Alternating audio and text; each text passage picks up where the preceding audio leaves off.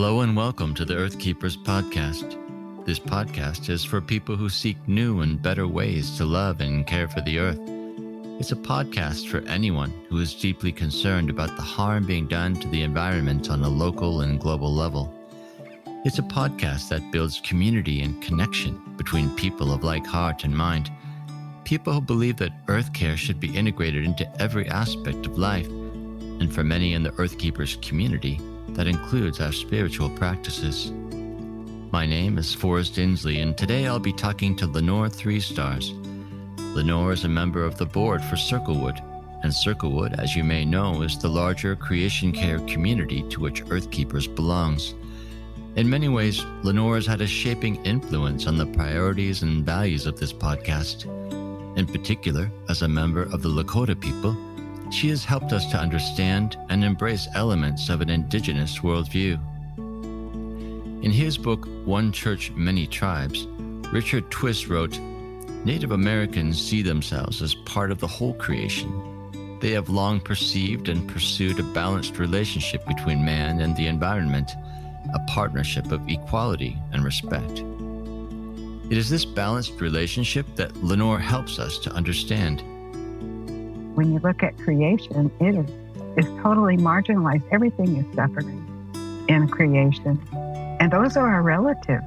We are related to everything in creation, non-human creation. We're related to the plant nation and the buffalo nation, the water nations, the winged nations. We're related to all of those. We have a duty to, again, be the caretakers, to be the co-sustainers. And we can see all around us that is not happening. Welcome, friends, to the Earthkeepers podcast.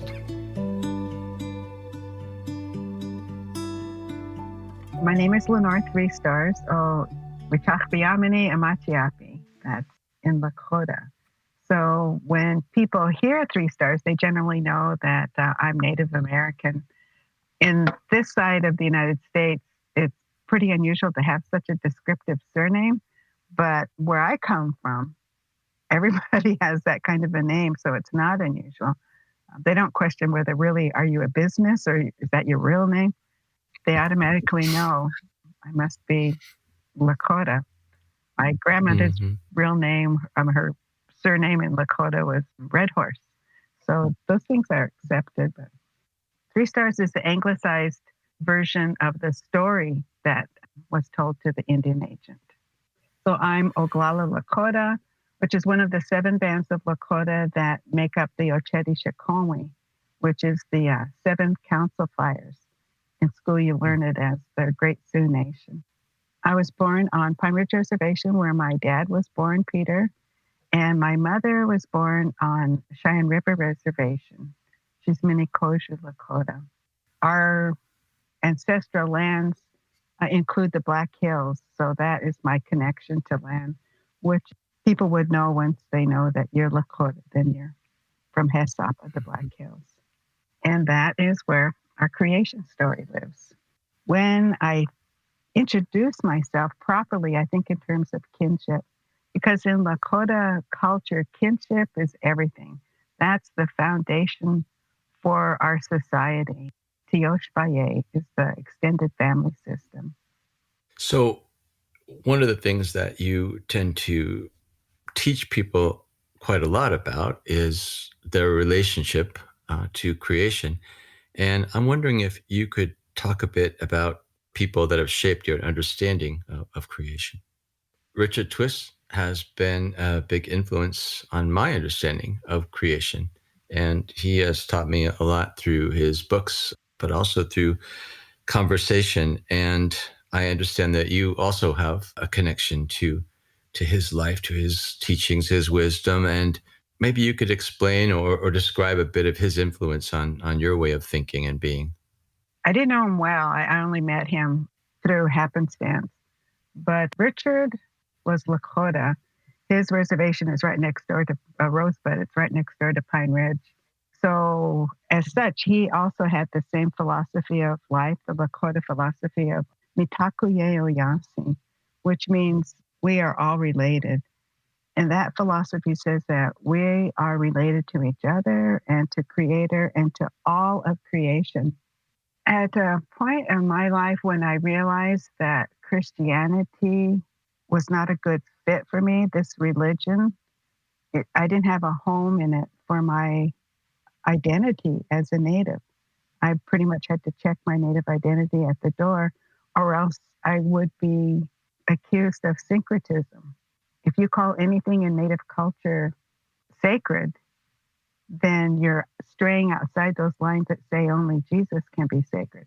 So Native dances, Native traditions, even an eagle feather can't be sacred.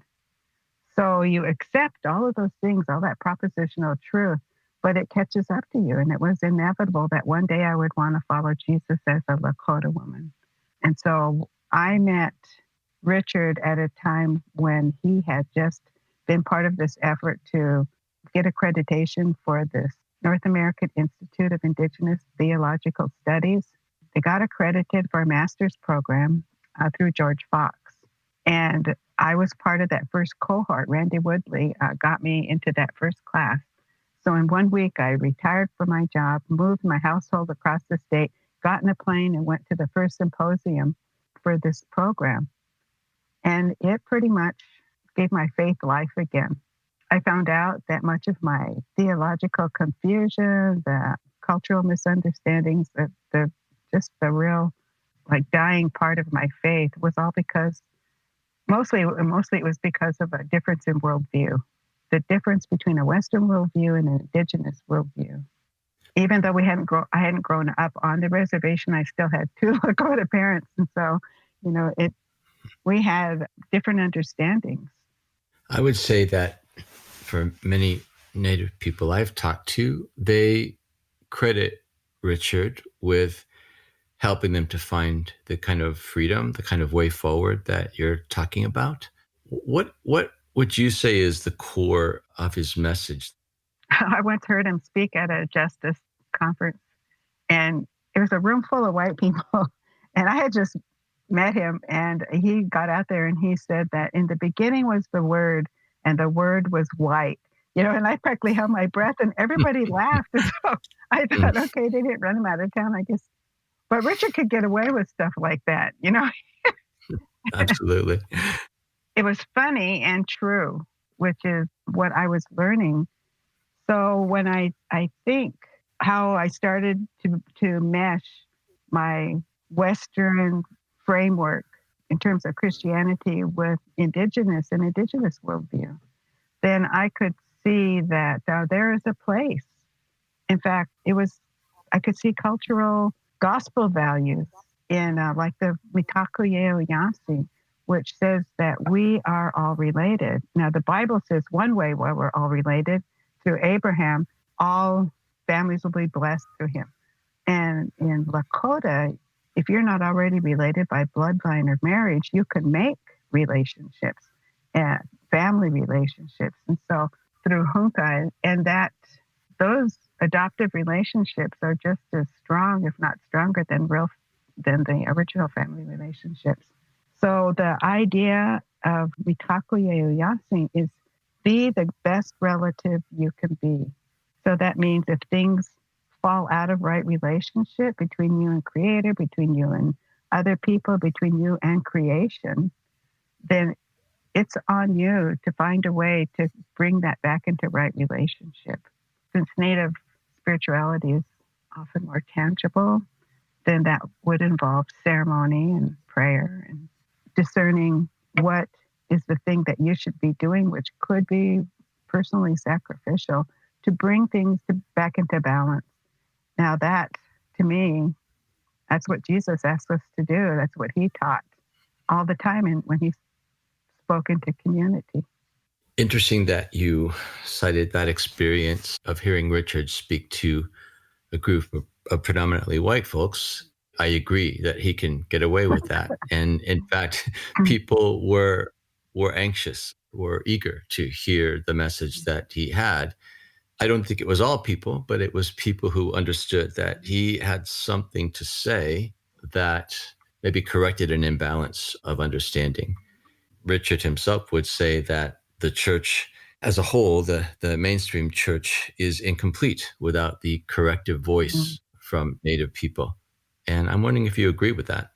Yeah. I mean, once you stop seeing Native communities as a mission field and see us as co-laborers in trying to bring right relationship back into our communities, I see that Jesus died for that. He brought us his perfect model of love in terms of relationship with everybody.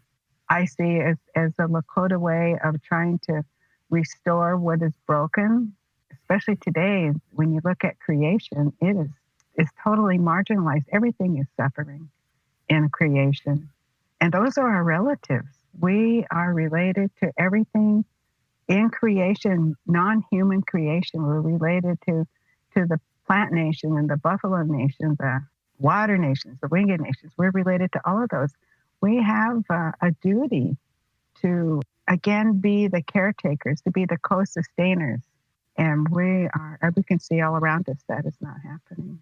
And when you say that, I'm not sure if you have a sense of how radical that is, or how radical and disturbing that might sound to people who are outside of that tradition, outside of that sensibility of kinship. Mm-hmm. For example, I think the way that the Christian creation story has been spun is that people are meant primarily to be caretakers and stewards, but in the sense that we stand apart from creation, we act on creation, and we use the earth in ways that ultimately should benefit people. And that is not a kinship mentality. That's not an understanding of us being part of creation.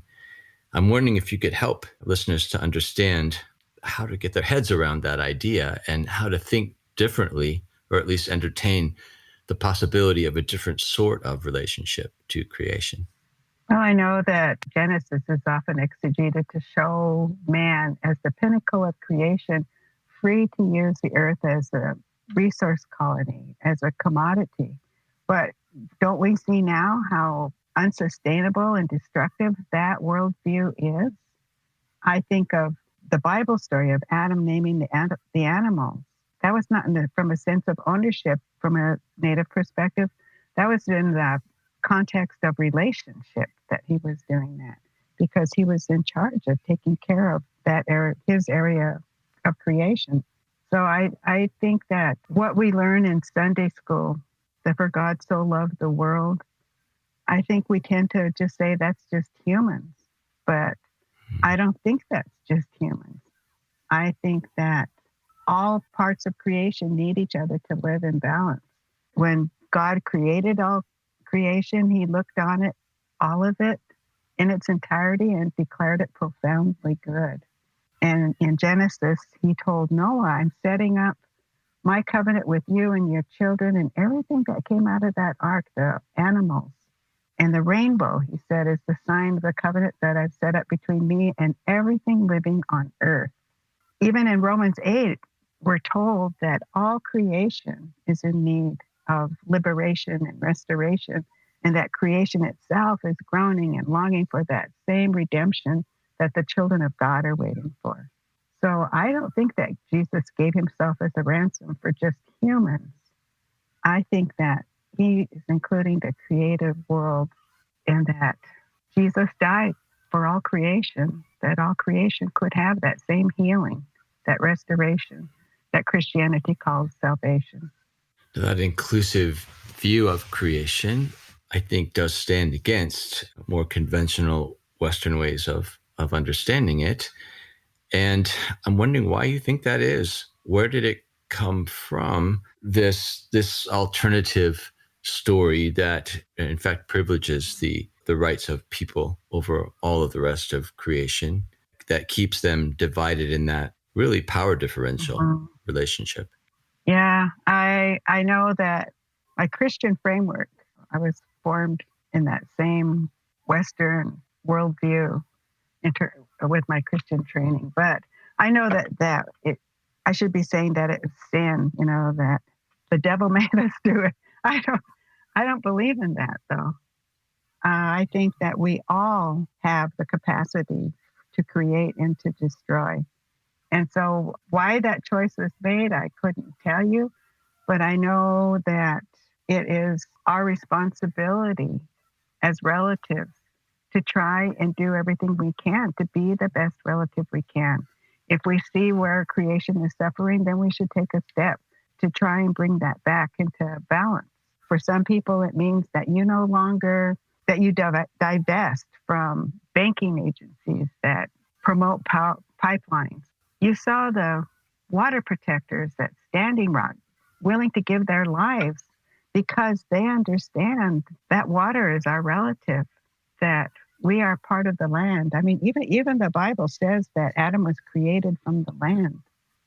So we are all related. We're all part of that, of creation. And I don't understand why we set ourselves apart from that to our own detriment.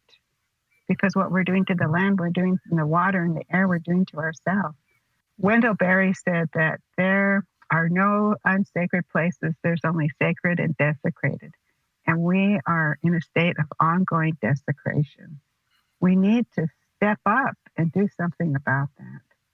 And if it's just the way you're thinking about creation, that is a wonderful start.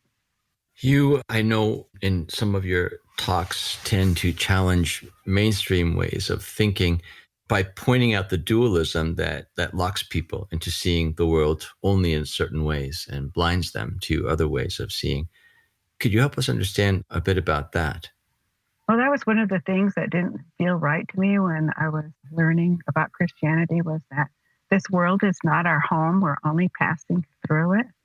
Well, that devalues the sacredness of creation. It kind of relieves you from any responsibility to take care of it.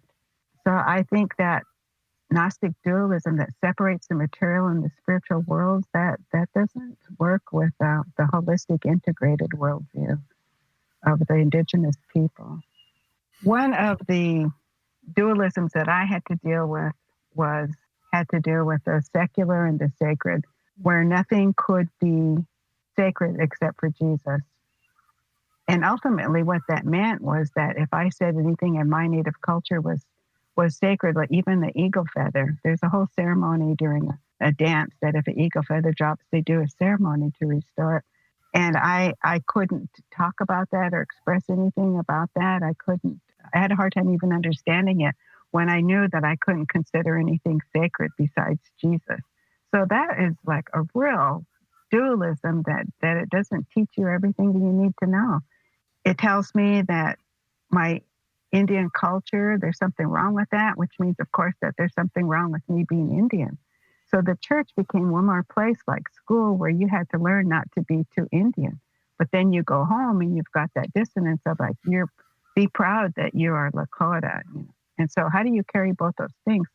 Well, I was glad that I was able to go to this master's program, you know, and I was already retiring from school, from work. So that's a long time to wait to find out what the language is, what the thinking is around how you can follow Jesus and still be Indian, how you can do it in a good way, understand how your ancestors thought about creation and still follow Jesus. And I think they had a much clearer understanding than what we're trying to teach people today.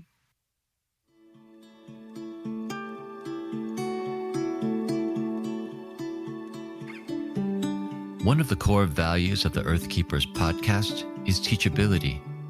The Earthkeepers community is made up of people who know that they don't know, who understand that, especially in matters pertaining to right relationship with creation, our understanding is incomplete. In particular, the Western worldview that has become so pervasive in our globalized world is in fact at the root of the ecological degradation and environmental exploitation that has so damaged the earth. As a corrective to these unsustainable ways, Earthkeepers is committed to seeking out and sharing wisdom and insights from Indigenous cultures from all parts of the world. To that end, we invite you to learn with us and to take to heart the wisdom offered by people like Lenore Three Stars.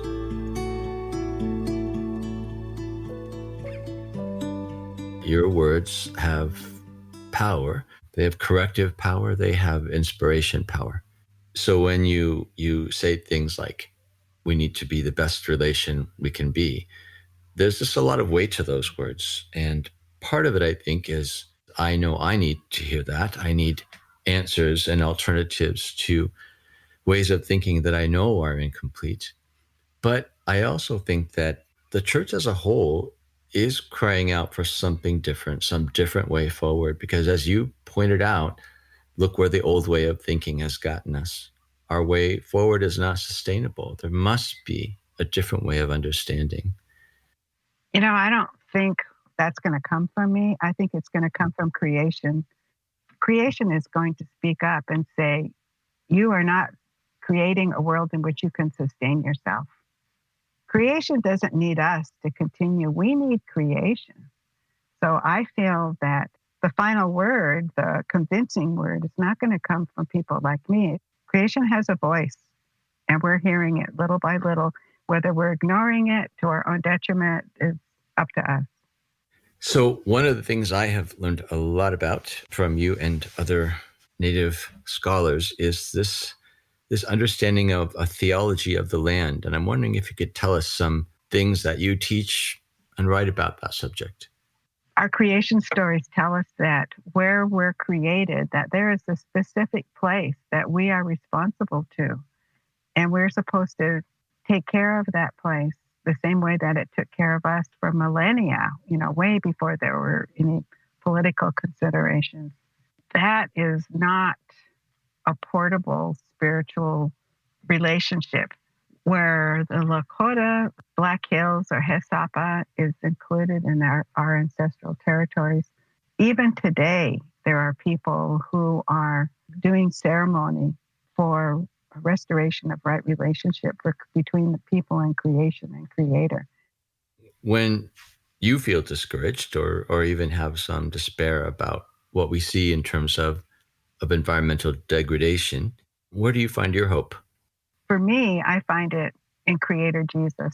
And when I say Creator Jesus, when I say Creator, I do mean Jesus, because whether you consider it the creation force in Lakota theology that doesn't have a gender, or whether I experienced it after all these years in Jesus, and now that's just how I relate to it, creation. I have to say that I became convinced that Jesus is who he says he is, that he did what he said he did. And that includes, in this whole hoop of life, that includes the time when restoration will happen.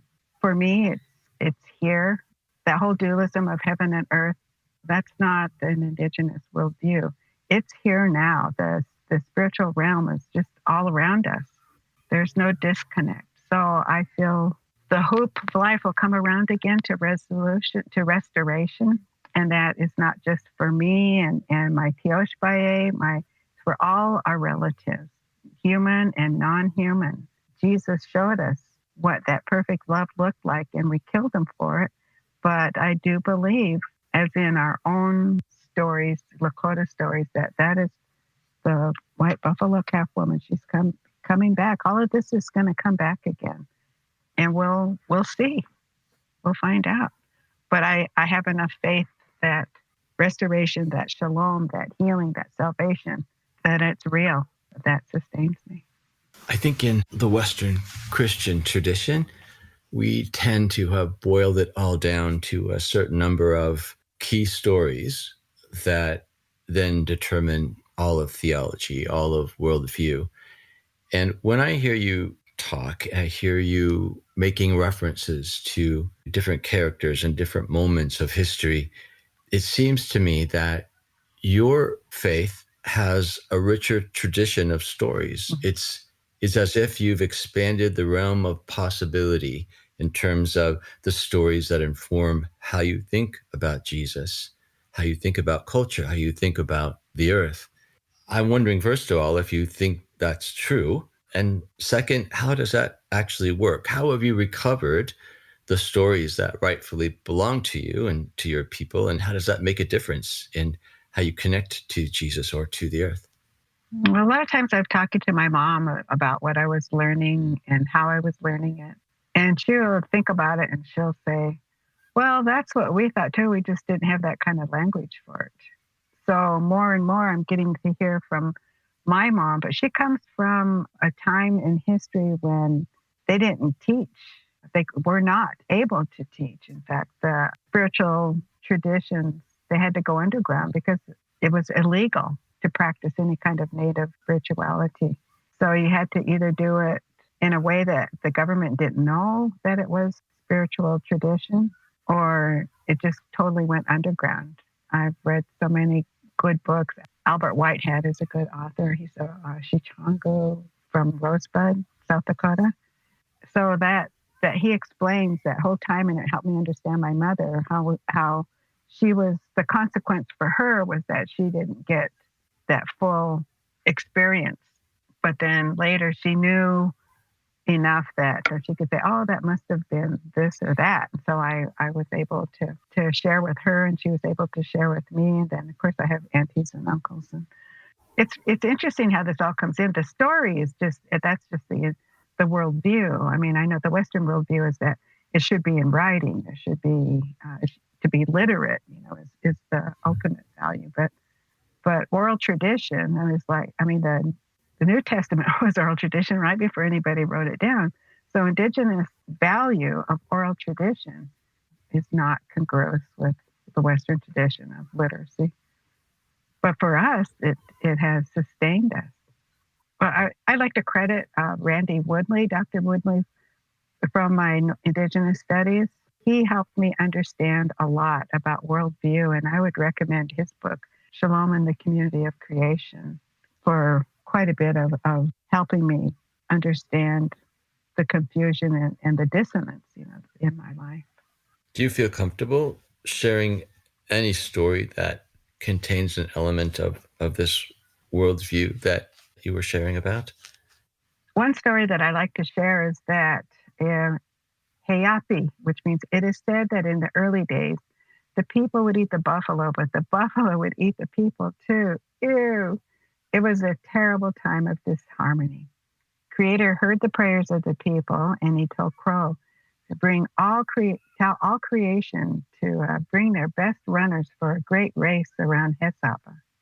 Now, if the two-legged won, the buffalo would no longer eat the people. Yay! But if the four-legged won, the buffalo would continue to eat the people. Ew. So all of creation participated. The birds with two legs were on the side of the people.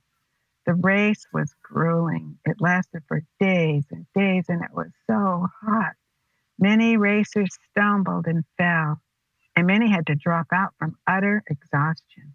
And of course, there were those who wandered off for a cool swim and a night-long nap. In the end, the people's best runner looked to be no match for the strong young buffalo cow. Magpie, who was one of the slowest flyers, had been resting on the back of the buffalo. Suddenly, she flew up towards the sun, and that's how she got her glistening feathers. Then she swooped across the finish line just ahead of the young buffalo. Yay! So the Buffalo Nation agreed that it was a good race, and they would give their life so the people could eat and live. And the people agreed that they would treat the buffalo with respect as relatives when they needed to eat them, and they would not take more than they needed. And I like to share that the meaning of this story is that we all started out, Creator provided a perfect place for harmony and right relationship to flourish, whether it was in the garden or at Hesapa. All was in right relationship, and then harmony was broken. That was symbolized by the buffalo eating the people, ew, and the people failing to treat the Buffalo Nation as relatives with respect. So Creator could have simply said, here's what you're going to do, here's the just outcome. But he didn't do that. He didn't do his work for them. We see that the humans did not assume control of the process. The entirety, the whole creation, the community of creation participated, even the smallest and slowest flyer. This was a race for healing to restore balance and harmony. And once the process was completed, all agreed to uphold those values of sacrifice, generosity, humility, and respect. They all sought to be the best relatives they could be. So from a Lakota perspective, it's not about a linear orthodoxy of someday, this is going to happen. It's about a continuous orthopraxy, always practicing, always trying to be the best relative you can be. So practically speaking, how do people actually live out that difference of perspective, that different way of thinking? What does it mean actually to think in terms of community and kinship? Well, I think Jesus told us to put the consideration of others, the interests of others above your own. His idea was that the first shall be last and the last shall be first. I don't think this is anything new. It's just that we don't do it. And in terms of relationship to the earth, what does that mean? Well, like I say, I'm not going to have the last word on that. But I think for us to not consider ourselves as related to the earth, the way that the word tells us Adam was, right? He was made from Adama, the earth. I don't think that's a lot different. I don't think that's much different from the Lakota creation story that says we emerged from the earth. We all are relatives because the creation force created each bit of creation using its blood, thereby making us all relatives. I don't know how you convince anybody of having the right worldview unless you're willing to put the interests of others ahead of your own. Thinking about the audience, you have to, I think, assume that most people are in that place of wanting to think differently. They're in a place of not having to be convinced that there is a different way, even if they don't know what that different way looks like. I'm just wondering if thinking about them, thinking about our listeners, what else would you say to them, either to challenge them or to encourage them? Well, I know that the Western response is always, what do we do then? What do we do? But I don't think it always goes to doing. I think it goes to seeing. What do you see?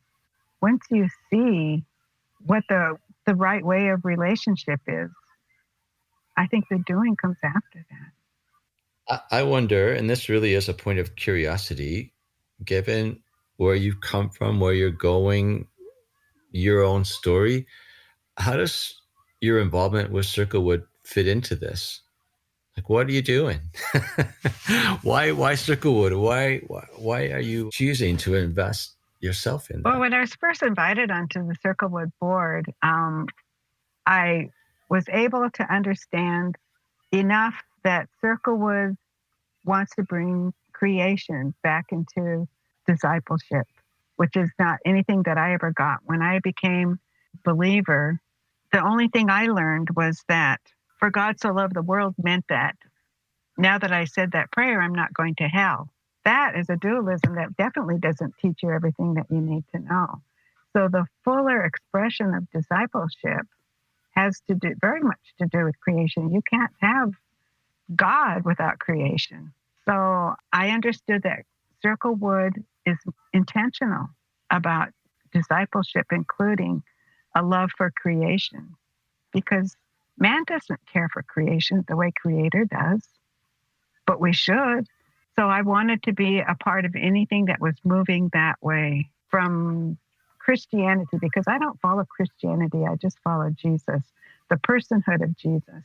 And I think it was unfortunate that for so many years I didn't understand. I understood that I was uncomfortable in Christianity, but I didn't understand why.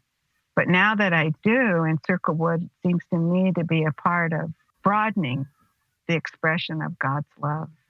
I would like to see more of that happen.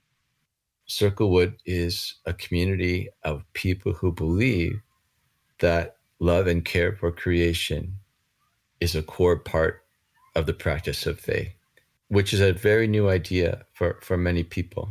Mm-hmm. And like you, I hope that it continues. Yeah. I hope that we can help people to, I think, feel some freedom to believe that, because as you pointed out, historically, we not only don't get taught a theology of creation that's more inclusive, but I think the idea that salvation, restoration includes the whole of creation is something that's actively discouraged, really, by Western Christian teaching. And so, understandably, there's a lot of hesitation and I think fear on some people's part to actually dare to believe that it could be different. So I see my involvement in Circlewood as giving people permission to actually act on what they already know. I think in their heart of hearts, they know that it's different, that it can't be this very narrow understanding of our relationship to the earth that we've been taught for so long. Yeah, Circlewood feels to me more of a move towards an Indigenous worldview.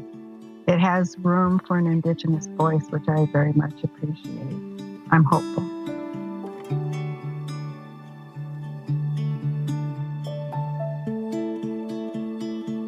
We've been talking with Lenore Three Stars, member of the Circlewood board. If you would like to know more about topics we've mentioned in this conversation, you'll find helpful links and resources in this episode's notes section. Earthkeepers podcast explores ways in which we can change ourselves, our communities, and our cultures to help us to care for the earth in holistic and regenerative ways. Through curated conversations, we highlight the wisdom of thought leaders and change agents who are making a difference and showing us a way forward. When Earthkeepers stand together, they amplify the impact of their resistance against environmental injustice and multiply their efforts for renewal and restoration. We invite you to support us by becoming a subscriber.